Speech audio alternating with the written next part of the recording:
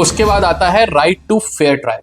यानी कि आपको पूरा मौका दिया जाएगा to conduct a fair trial. जैसे कि मैंने पहले बताया कि सबसे पहले आपको इन्फॉर्मेशन दी जाएगी कि क्यों अरेस्ट हुए हैं, लीगल रिप्रेजेंटेटिव आएगा और उसके बाद आपको मजिस्ट्रेट के पास प्रेजेंट करना पड़ेगा विदाउट एनी डिले, और उसके बाद आपका फेयर ट्रायल होगा। उसमें अगर वल्नरेबल विटनेस है, यानी कि कोई ऐसा विटनेस है जो ओपन कोर्ट में नहीं करा जा सकता, कोई कोई हीनियस ऑफेंसेस है या कोई मॉरल टर्पिट्यूड से रिलेटेड है, तो उस केस में जो है वीडियो कॉन्फ्रेंस वीडियोग्राफी होगी under vulnerable witness protection act में। और उसके बाद जो है अगर कोई वैसा फेयर ट्रायल है तो सारी की सारी कोर्ट प्रोसीडिंग जो है वो ओपन कोर्ट में होगी और उसकी जो भी ऑर्डर्स है वो रिकॉर्डेड करे जाएंगे, यानी फेयर ट्रायल का मौका मिलेगा। फिर हमारा इसके बाद आता है right to be free from torture and inhuman treatment. जैसा कि हम जानते हैं आर्टिकल 21 ऑफ इंडियन कॉन्स्टिट्यूशन हमें एम्पावर करता है तो एंड प्रोवाइड करता है right to life and personal liberty, यानी कि हमारी जो अपनी जो पर्सनल लिबर्टी है, राइट है, उसका इन्फ्रिंजमेंट ना हो। इसी में आता है कि कोई इनह्यूमन ट्रीटमेंट ना हो, कोई ज्यादा असॉल्ट ना हो, कोई मारा पीटी ना हो उस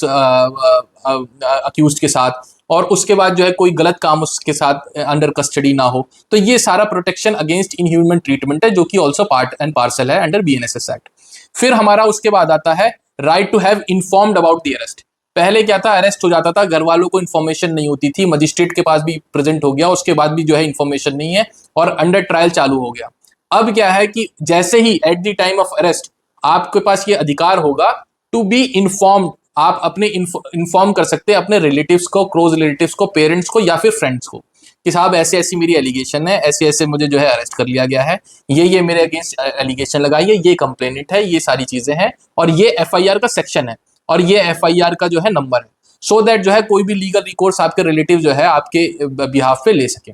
उसके बाद आता है no harassment during the trial,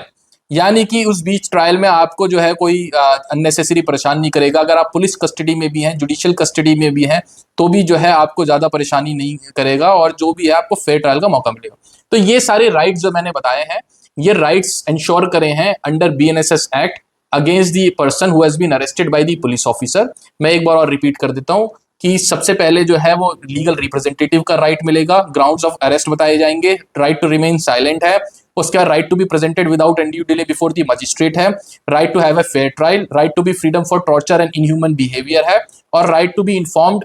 to the parents and relatives and friends. तो ये सारे लीगल राइट्स जो है ये इंश्योर करता है BNSS, सो दैट जो है कोई आदमी अरेस्ट होता है तो उसके खिलाफ जो है वो कोई भी प्रताड़ना ना हो, कोई भी अनडू इन्फ्लुएंस ना हो और उसको जो है एक फेयर ट्रायल का मौका मिले। Thank you.